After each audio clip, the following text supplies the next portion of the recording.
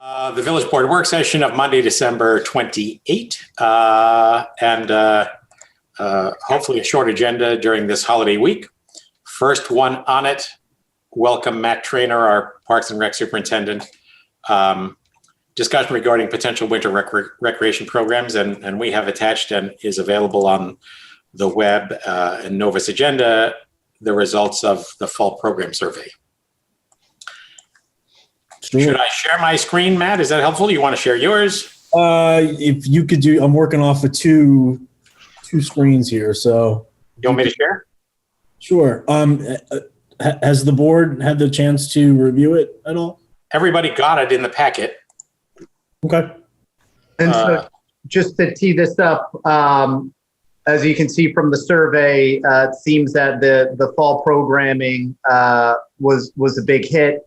Know that there has been some chatter in the community and a desire to see potentially a similar type program during the winter. Obviously, the winter brings its own set of challenges doing outdoor programs, but certainly something we want to chat through with the board.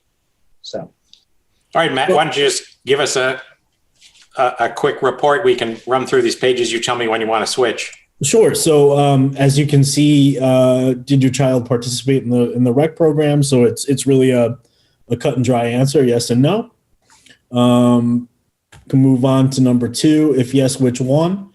So youth sports seemed to be the most popular, followed by the arts and crafts stuff, which was kind of an expected thing. You thought that they would want to be running around and outside.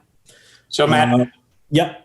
Out of 57 respondents, what percentage of the total number of participants is that? Did we get a decent response? Yeah, I think the total answer was 64 people, something like that. So it was decent. Okay. Do you have a sense for how many kids or families participated in programs overall? I'd have to go back and get you that number. Whatever. I don't need that exactly. Double or more than the number responded, I assume. Yeah. Okay. Question 3, overall, would you say if they were satisfied? So as you can see, thankfully, most of them said number 5. So they gave us the highest ranking of satisfaction, which was nice. Mm-hmm. Almost everybody at 4 and 5, and just a single respondent at 2 and 3, probably someone who had some specific issue, right? Correct. Yep, there were 1 or 2, and I won't get into the specifics. Of course not, yeah. Question 4, based on your observation and your child's feedback, please rate our COVID precautions. So again, all 4s and 5s. So that was the wipe downs, the check-ins, the PPE, all of that kind of thing. So our staff did a great job on that. Question 5, please provide any additional feedback you may have had regarding the precautions. And again, to go down the comments one by one won't make sense, but they, for the most part, it was a positive response. So, and you can see that yourselves.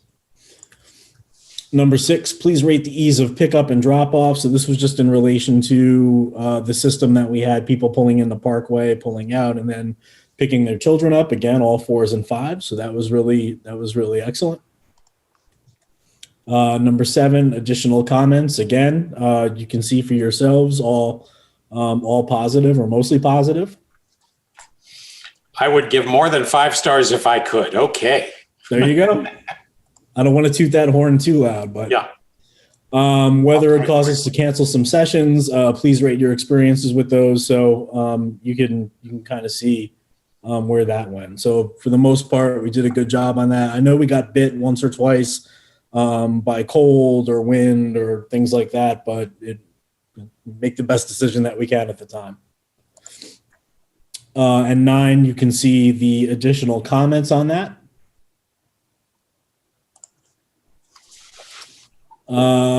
So due to the recent upticks in COVID cases, would you be interested in polar bear sports outside? So most people who responded said they would be interested, very interested, or extremely interested, which is great to hear. If you go to question 11, you can see the responses. Most of those responses, although they're positive and they want to participate, you'll notice that there's caveats, right? So as long as there's a place to go in and warm up. Yeah, for some reason here it goes. There it is. I'm sorry. I think it skipped a page for some Yeah. reason. Yeah. Earlier in the afternoon, so end by 4:30 type of things. Darkness is a concern, things like that. So what we had towards the end of the fall were kids wanting to come in for periods of time and sort of sit in that front lobby vestibule area within the rec department and sort of sit there for a couple minutes and then kind of go back out and do their thing. So that was obviously a concern that some parents had in the comments. Have you thought of like putting propane heaters out front and a couple of chairs near them or something like that? It's possible. Yeah, they're in short supply at the moment, I'm told. You can get them on Amazon still. So there you go. That was the survey. So overall, great feedback about the fall. Our staff did a really great job. They were very on top of things. But that still leaves the question about winter. So we had discussed with Eric, at least internally at one point, the possibility of doing one indoor class per day, or trying to go the quote unquote polar bear route. I don't think we'd have enough to do a 5-day-a-week program, but we could attempt to offer something 2 days a week or something like that and see who bites. The only concern that we had internally were the kids who were too cold and then started wanting refunds and all of that good stuff. And then of course the weather plays a factor, right? How much of that did you get? I'm sorry? How much of that did you get people wanting refunds because the kids decided it was too cold? Well, I'm not talking none for the fall. I'm talking about the fear potential for the winter. So, I mean, people would need to understand, what the terms are. It's Right. going to be cold. Yep. And then in that situation, if you had programs and it snowed and there was snow cover on the fields, would you be out of business until it melted, or? In a normal scenario, yes. I Dreaming of a normal scenario. right. I mean, I guess you could look at it as. Why would you be out of commission? I mean, just to. The concern is always field conditions, right? So it snowed and melted over the past week or so. The Parkway field's like a soup right now. Oh, because it's too wet. Okay. Correct. Yep. So, but if you had, 6 or 9 inches of snow on the field, Yeah, that wouldn't matter. you But if could you- do activities outside in the snow. You could. I mean, would that generate, kids get wet and they have to dry off, and is that more complicated? That's the concern. That's really it.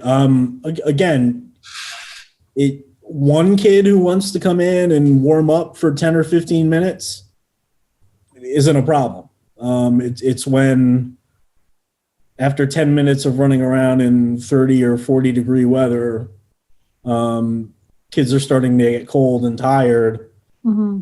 Do they want to, and then of course you have a bunch of kids inside. We can do it, but this is just one of the things that we saw already in the fall, were kids wanting to come in due to the cold.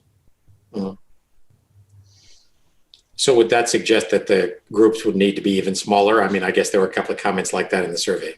Yeah, but again, with sports, you just got to be creative in terms of what you do, what you Okay. play. If you're trying to do a flag football or something, to do it with anything less than 15 kids is not practical. If you get a chilly day and kids are at home and they go, hey, we don't want to do this today, and then you only have 4 or 5 show up, what are you doing with the 4 or 5? You can always do it. There's no question about that. The other thing I wondered as I was thinking about winter stuff which I have already noticed on cold days, wearing a mask outside is a little less comfortable because you exhale and your warm, moist breath immediately gets cold. It's a little unpleasant in a mask. Is that an issue, or kids are pretty resilient, right? Yeah, I think just like the fall, they would be fine in that aspect. Well, so Really, it's the cold and the light. Yeah, it would seem as though, pending what you think is the right thing to do, that there's demand to do something, and we should answer it. What does anybody else think? Yeah, I agree. The only, just I'm wondering whether you might want to have sooner rather than later do like a single day sign up program and just sort of see how it goes to give yourself a chance to adjust before you do, a 6-week program or whatever. Yeah, I think it sounds to me like you should do a program. I mean, everybody said yes, yes, yes, yes, yes. We like it. All the categories, all the boxes. You should do it. I guess my only thought is I'm wondering if it could be slightly shorter, or if people wouldn't want to be bothered in that case. If you're worried about kids getting cold.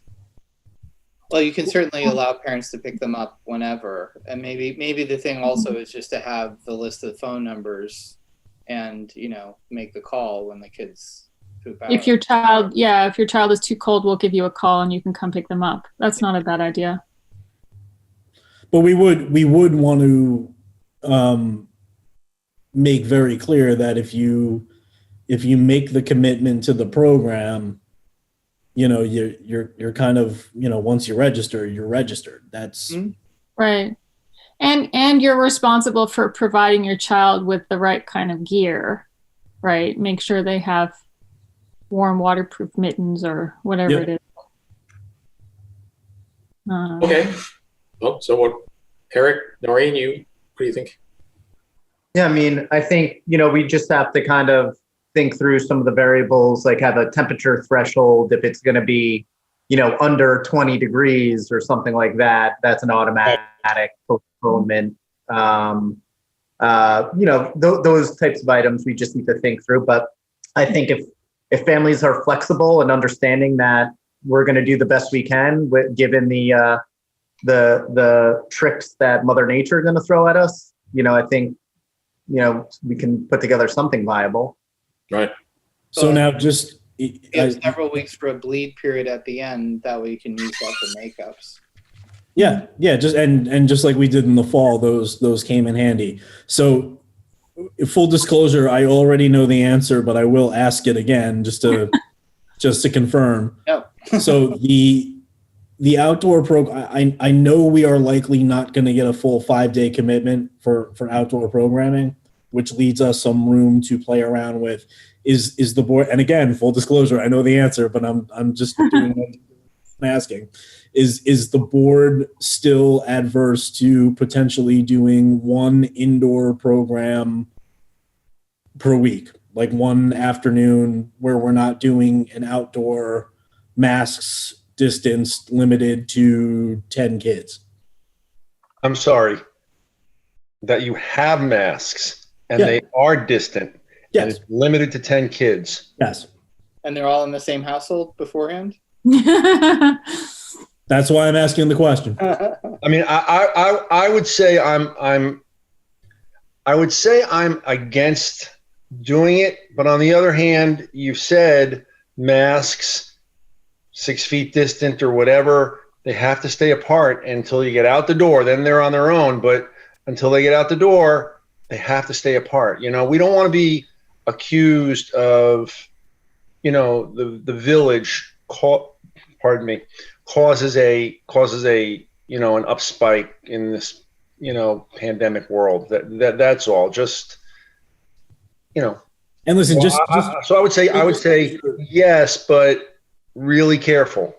There are also, talking to other municipalities who have larger rec centers. Mm-hmm.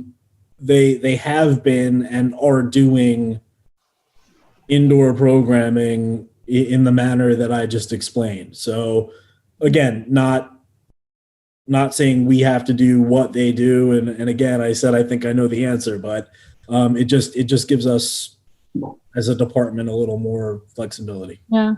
I think my inclination would still be to hold off until the spring, not just because of the risk of transmission, although that's the main reason given the numbers, but also because I think what we're about is recreation, and the limitations that imposes on what the kids can actually enjoy make it seem less appealing to me. I mean, obviously you could do an arts and crafts thing.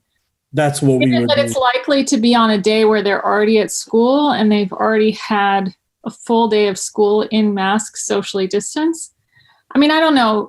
I'm speaking as a parent here as well, and maybe other parents would disagree with me, but I feel like kids after that really need to run around or have some kind of physical activity. And so I don't know. That's my feeling. But if other people feel strongly the other way, I'm open to revising my views. What do the rest of you think? Sorry to stir the pot, Nicole. Yeah. No, not at all. It's fine. I think I remain of the view that the upside isn't worth the downside, recognizing, clearly the numbers coming out of our school district and schools all over the county indicate that in a well-managed school environment, you're not seeing the school as a vector of spread. By the same token, you are seeing this big disruption in all schools when folks either bring a positive into the school or are close to a positive and therefore produce a whole bunch of quarantines. Mm-hmm. So, I mean, it is apparent from the numbers we're getting back that our spread of infection in Pleasantville is well more than double what it was when we made these decisions the last time.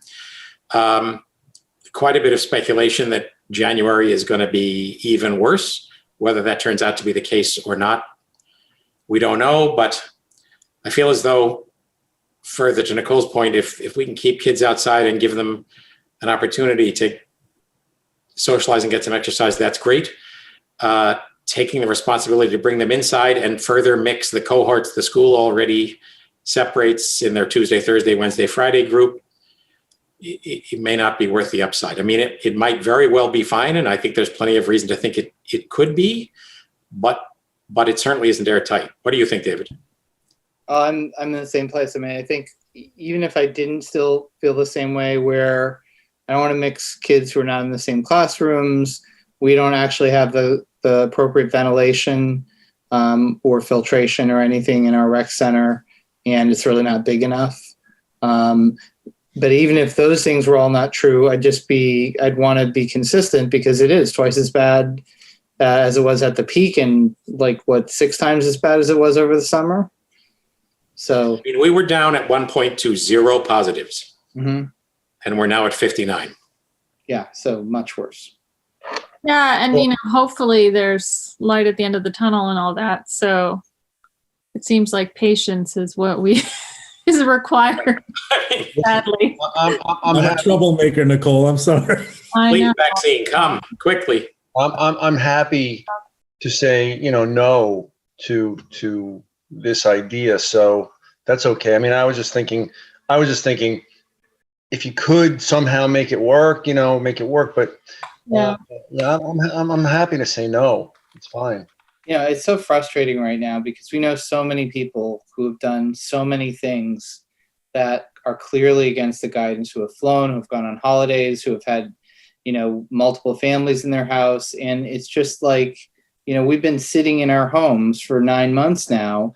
And if these folks had just taken this seriously from the beginning, we wouldn't have had to do any of this, after the first 6 weeks or something like that. So, at some point, I think you build up a little bit of discontent based on the fact, feeling like you're the only one clapping. Well, Matt, I don't mind you bringing this up at all. I think as far as the patience issue goes, we're all struggling with that. And I understand that, boy, do I understand that people are struggling with having kids home all the time. I know it's difficult. Paul, are you available?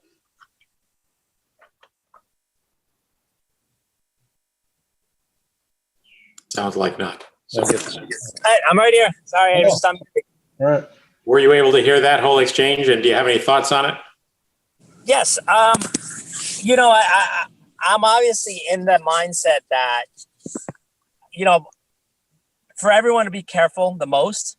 And I do think that just as long as people are more, I guess, just flexible with things being canceled, I think it would be okay to continue it and to go forward with this program. But, being that it's going to be worse, possibly, and from what it's looking at, I don't know. It's tough to know if we're going to put all into this and then eventually not be able to do any of it. Are you talking about the indoor or the outdoors?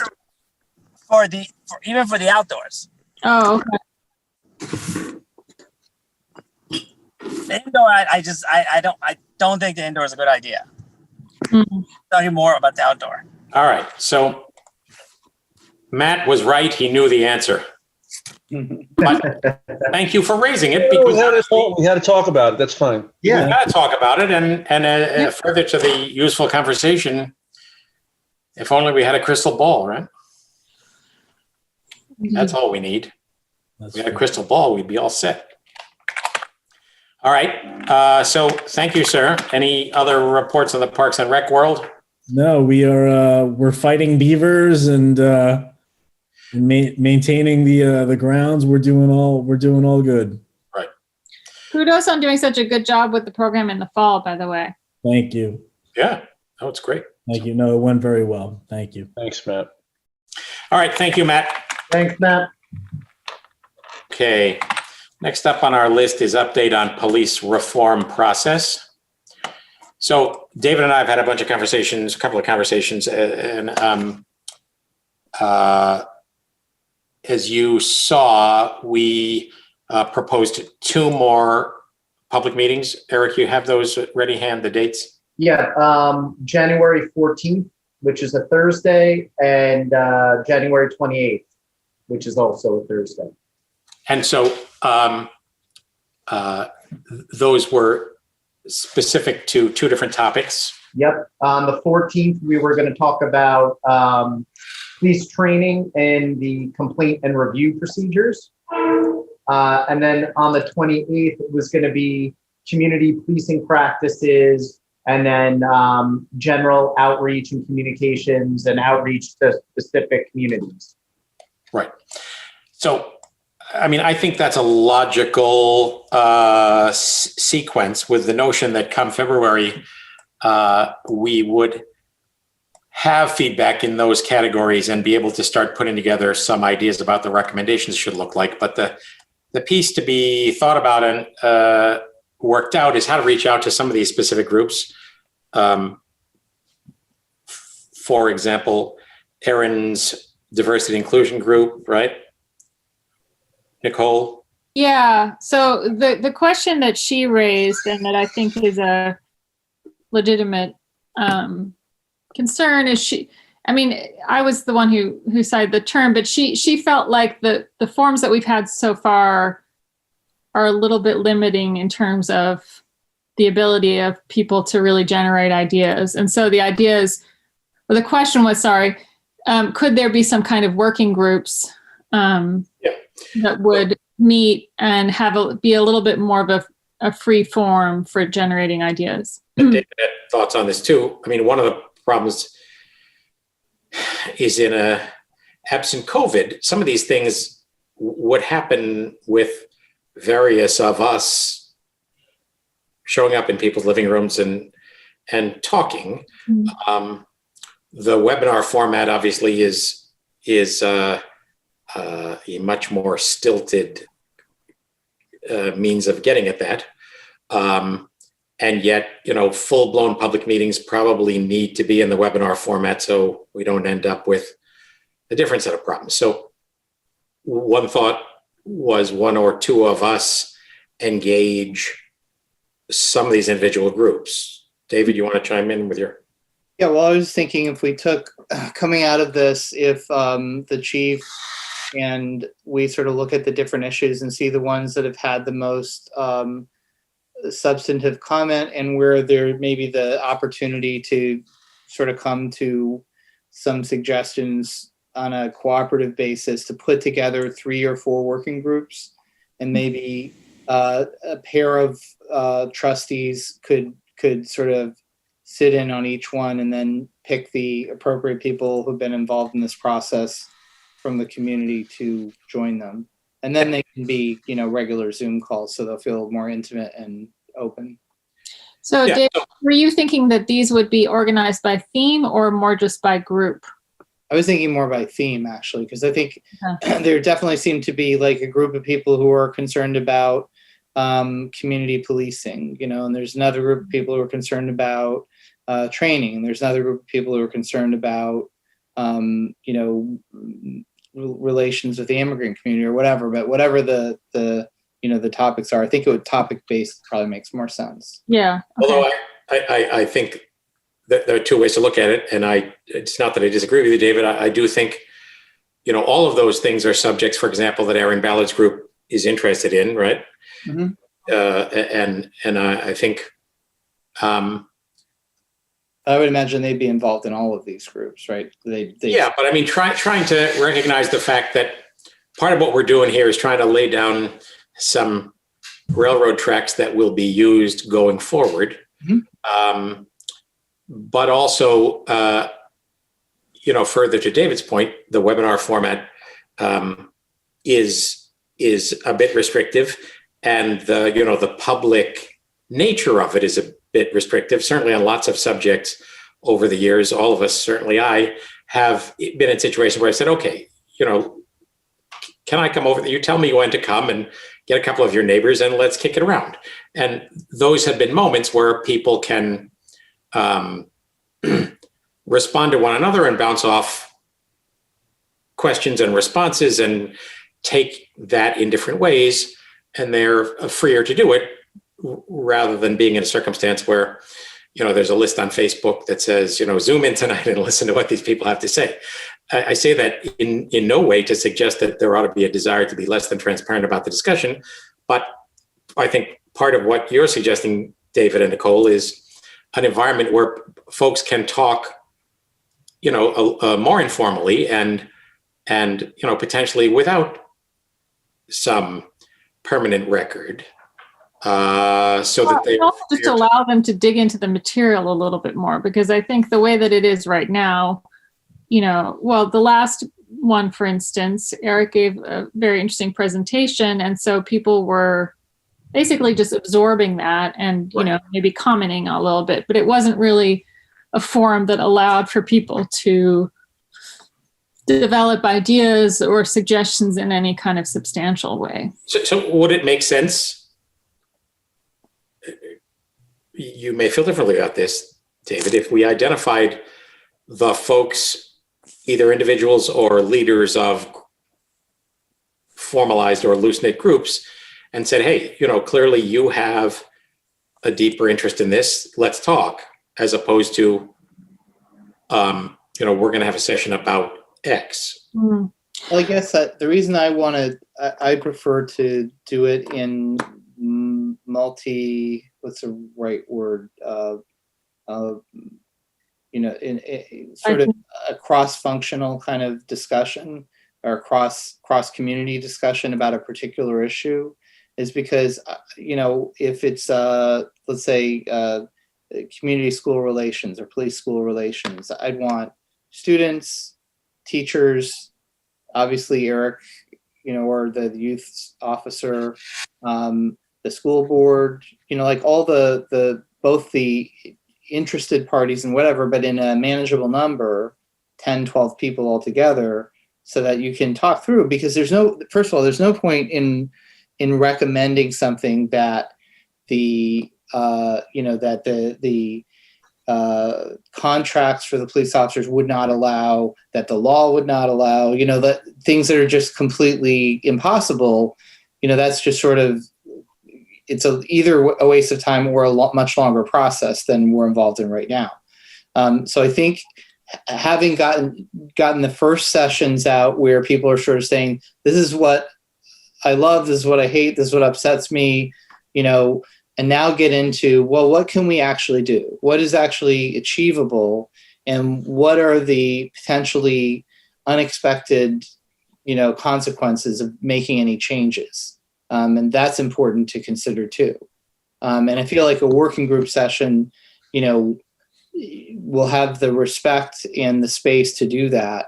And also for Eric to suggest reading or anybody else to suggest reading so that we can all, within that one topic, we can all sort of like understand, well, actually, we've been down this road before and we tried that 12 years ago. And this is what happened. And these were all the things that came out of that, there's another town in our community who's done the same thing. And this is what we found out. So I think we have a chance for a deeper dive rather than taking a group that has a particular point of view and then talk about everything with them. So I think a deeper dive is completely appropriate. The one thing I would caution about is this process, even at the outset in our thinking about it, makes clear that we're not lined up to do a stem to stern assessment of everything. We identified these 5 areas to look at, and we'll end up with the requirement as well as the desire to have some solid recommendations on it. But at the same time, to have created a process, a system, or a set of relationships that not only dig deeper over time, but are feedback mechanisms for what's going on. So when you suggest the idea of police school relations involving students, school board members, et cetera, a perfectly appropriate, no doubt good idea. I'm not sure we need to do that now. And divert us, and I don't mean to say, put it off for another God knows how long. I just, the idea that we need to get through this and come up with some solid, actionable, reasonable recommendations in the next 8, not more than 12 weeks, feels like we need to keep our eye on some fairly narrow-cast areas, and at the same time, capture the broader areas that need the deep dive, so we set ourselves up for it. Does that make sense or not? Yeah, except I'm not sure how we're coming up with the recommendations right now.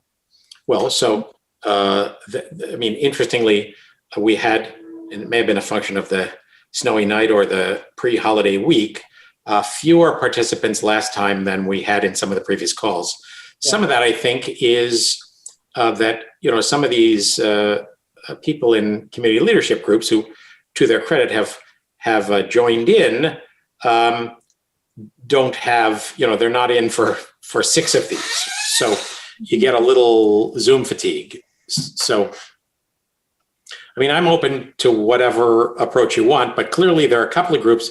Aaron Ballard's is one of them. There are a couple of individuals that I have reached out to specifically just one-to-one, but I think the notion of, say, the faith-based community, the diversity inclusion groups that have cropped up, and the minority communities are 3 groups we should reach out to right now. Does that? And I was thinking that's more of a group-related thing that's cross-functional. You're thinking of it's a that you'd go to those groups for each different subject, right? Well, I don't have any problem with having individual meetings with them. I'm just saying, if this is something we all have to do, right? And it's certainly possible to make a good faith effort to listen to everyone and then go off into our separate hives and come up with some suggestions and put those in a plan and proceed. But I think it would be more helpful because there is, we have a police department that really is engaged in this process and interested in listening to the community and working with the community, that it might be more effective if we pick, and I agree with you, Peter, I don't know what the 3 or 4 subjects are, but it is 3 or 4 things probably. Just pick It's through on that outline. Yeah. On the site. Yeah, I apologize. I remember from Yeah. the last meeting, but you know, training, complaints, etc. Yeah. Community policing. I'll give you a specific example. One of the ideas that has come up a couple of times I think is interesting is, and you know that you know could that a lot of people seem open to, is the idea of having police officers occasionally on foot, Right. so that they know shopkeepers and they know people who are circulating. But what I don't know, I have some idea from other conversations, but I don't know how realistic that is given our staffing level, right? And I think in a working group, we could say, hey, you know what, based on our projections for next year, this is what we could recommend that we could actually do.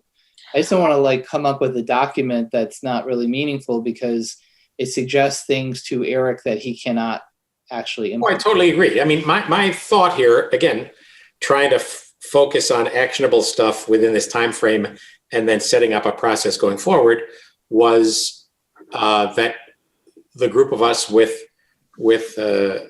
Chief Kretzner's engagement as well would come up with some draft recommendations that we would bounce off all of us and off the chief and off the data that has so far come to us through community feedback, and then reflect that back to the community and say, here is what we have come up with, and here are the things that feel like they're actionable now and that we would send to the state as our immediate reform plan.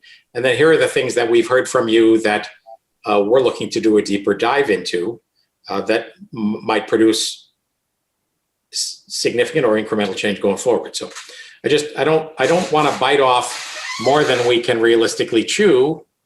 So are you suggesting that maybe these working groups would be something that could happen later in the process? Well, certainly we need to reach out to all of those folks who have expressed an interest for Right. a deeper engagement. To be more involved now. Right. I mean, one thing I think, one concern I have, and which makes me think that David's suggestion may be more workable, is I don't want people to feel like they're being excluded. I mean, I think it's hard to say because some people have been really actively engaged in the process. I think some people wanted to join early on because they were afraid that this was going to be like defund the police or something like that, you know, and they just wanted to make sure that we weren't going off the deep end. But I also think it's something that, you know, given the political climate, can be a pretty contentious issue, and we don't want people to think that they're not that we're favoring, you know, one group over another or something like that. So that's one thing that I just. So how would we get at that? I worry, yeah. Well, the suggestion that David had about policing on foot, for instance. What I liked about that is it's something very concrete. We should ask the chief how he feels about this. But Yeah, we had such a post. No, I'm not worried about your opinion quite. but that's something where I know from the emails that I've gotten starting early in the process who is involved in that. So I feel like it would be possible to reach out and get a sort of a group that would represent different points of view.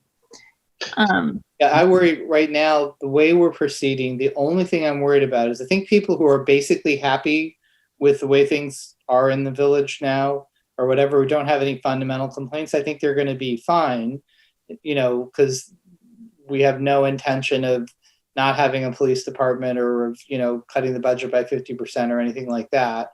I'm not so sure that the people who have concerns or think they might have concerns, but they're not sure if it's really a problem or whatever, will feel heard if what we have done already is the limit of the actual public engagement in this process. Would it, I was thinking about this too, in some ways agreeing with, I think with what Peter said, that I think it'd be good to have some kind of an outline or something, like we already have one already, and to kind of go off the meetings that we have had already, plus also looking at the emails that we're getting directly about this. If I remember correctly, the last update, we had 0 emails regarding this issue in total. So I think that it would be good to kind of update more, at least what we have now, and just kind of put it out there. And then from there, I think we could try to see if we can involve more groups. But because I do think that we have a lot of, at least for me, I feel like I'm a lot more informed now into the practices currently of how the police department handles everything. I have a good idea of what I think some of the complaints are and some of the concerns are. And so I would love to kind of see if we, like what Peter said, if we can just get something kind of like more of a rough outline of what we're going to present, pretty much saying this is just an outline, more detailed than obviously how we started, and kind of putting it out there and then seeing, what the public feels about these and where the issues are. And from there, perhaps making a whole meeting specifically about those issues directly. So Nicole and David, both of you were a little new here or came to the village later. There was a police officer on foot. He did, but he loved it. Okay, in truth, and I think it was probably, Eric, before your time when the old chief was in, and he implemented it. It was before his time as chief, but nothing is before Gretzner's time. He was a bike officer. That's right. But that officer loved it. He was smiling all day long, cold weather, warm weather. He loved it. Okay. I'm sure that's going to be an issue is weather and whether or not somebody is willing to do it and whether or not somebody is willing to, you have to have people. Now, of course, you can order people to do things, but on the other hand, it's helpful to get people who really love policing that way. So I just want you to know it can be done. It's just a matter of, getting the right police officer. And I do agree though, David, your plan for moving forward.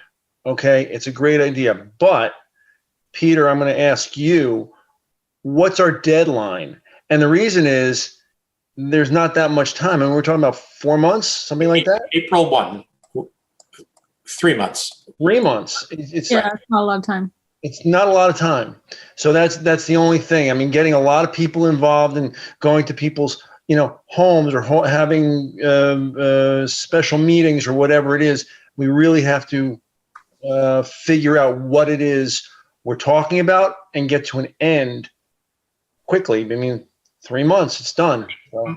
My sense of this, disagree with me if you do, is that the gift of this process is that come the spring, we have a modest set of actionable reforms that can happen soon, but we have also set up the pathways to keep talking about all these subjects. Of course, yeah. Both to extend the discussion in various other areas, but as I said earlier, a little more of a real-time feedback mechanism. So, one of the things it does is, I hope, is breaks down the silos, between us and the community, between the police and us, between any of those groups. So, So maybe in the interest of time, I'm just going to throw something out there, kind of combining different suggestions that have been made. Maybe, Peter, first of all, we reach out to those informally, perhaps, to some of the people who have expressed interest in getting more in the weeds with this, and just to get a sense of what they would be interested in. And then I thought that Paul's suggestion of working up an outline of, we obviously have that as in a transcript form, but we could, of what has already been suggested and discussed, so that we can have something maybe to present to the community. Well, I guess, I don't know. Is that sort of jumping down on what we're doing in February? Is that essentially what we're looking to do in February, is to have some preliminary? One of the things I got started on and haven't finished was going through the transcript of the first big meeting, and now I have another one to do, of trying to pull out the subject, the concerns, and dump them into a database that allows us to sort them. Not by who said it necessarily, but just whatever, the Comment. concern about the visibility of rifles in the cars, is just one subject.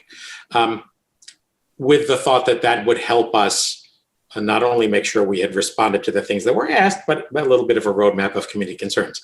I will say we haven't exactly coalesced around a critical mass of that. And I do wonder, for example, Erin Ballard's group, I don't know how big her group is, but it feels like an extended conversation with her as the leader of that group, perhaps, by one or two of us, you, Nicole, or whoever is right, is the way to say, okay, you've got ideas, thoughts, concerns. Let's talk for an hour, whatever it takes. It's so hard to do it when, there are potentially 15 people in the room and everyone is What I guess, I totally get the point about the schedule. I'm just not, maybe I'm misthinking about this, but if we said, okay, look, how we handle complaints, because we don't want to shame officers who've had, ridiculous complaints made against them by people who had a grudge or whatever. But on the other hand, if there's something that we need to be aware of as a community, we should have an anonymized way of looking at it. So that's a perfectly good discussion to have. Yes. Beat cops in community policing, like 4 things like that. So we've decided those are 4 issues. And we know that for each one of those issues, there's maybe 2 or 3 groups who are going to be interested. Obviously, the police department itself, and maybe the PBA or something like that. Obviously the police reform group, but then different for different issues. The way that we're talking about handling that now means sort of like going to one group and saying, give me all your issues, and then another group, give me all your issues, and then sort of trying to imagine the conversation that they would have if they were together about the one specific issue. Why don't we just say over a period of 3 weeks in the middle of this process, we pick 8 people, including the chief, including, somebody who would be affected by this from the force in addition to him, and, 1 or 2 of us and a couple of other people, and, just sit down with the information, do a little pre-reading, and have a couple of conversations saying, what could we actually do here?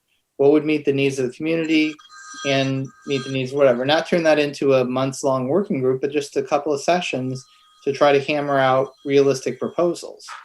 Otherwise, I get that we could come to some realistic proposal, but I don't get how that would, if the group that we want to talk to that's really been thinking about policing for the last couple of months and having meetings about it, hears from immigrants, well, if you did that, this is what it would do to my people. Or hears from the police, I can't have a sustainable career where I have to do this every day. How would their thinking change? But we don't have that kind of an interaction set up in this process right now. So do you think it's realistic to do it in the time frame? I think if we can limit it to 1 or 2 meetings, again, with Eric and others assigning some pre-work and really strictly limit the number of people. I agree with you. 15, 20 people will get unruly, but if it's sort of like the number of people who could sit around a conference table, it seems more reasonable. So are you thinking, just for example, some means of identifying a small group of people interested in the use of force? For instance, setting up a meeting with that group and potentially 2 meetings with that group? Yeah, so you get a meeting, you hash out what some of the issues are.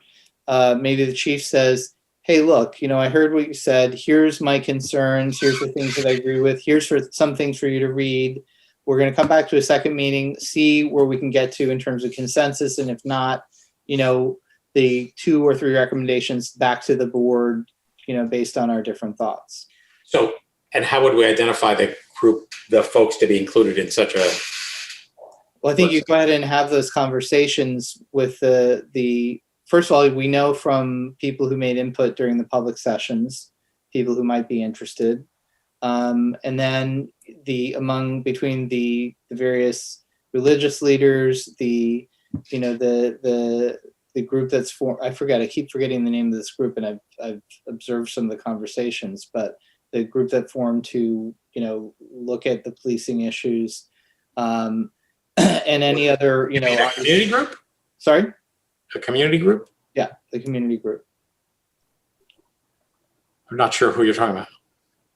It was one of the two groups that you said you were wanted to meet. DEI group? Is that- Erin Ballard's a diversity and inclusion Aaron group? Ballard's group, yes. Yeah, I mean, her group is about diversity and inclusion in the community more broadly, not specific about police, but obviously they have a lot. Yes, a lot of that discussion has been about it. So, yeah. All right. Well, how about this? Since we're about to start our regular meeting, why don't I send back to you within the next couple of days that my little summary, which is an attempt to sort of pull out of these transcripts what we've heard so far, and reflect that back to all of us so that come next week, we don't have a meeting, but we can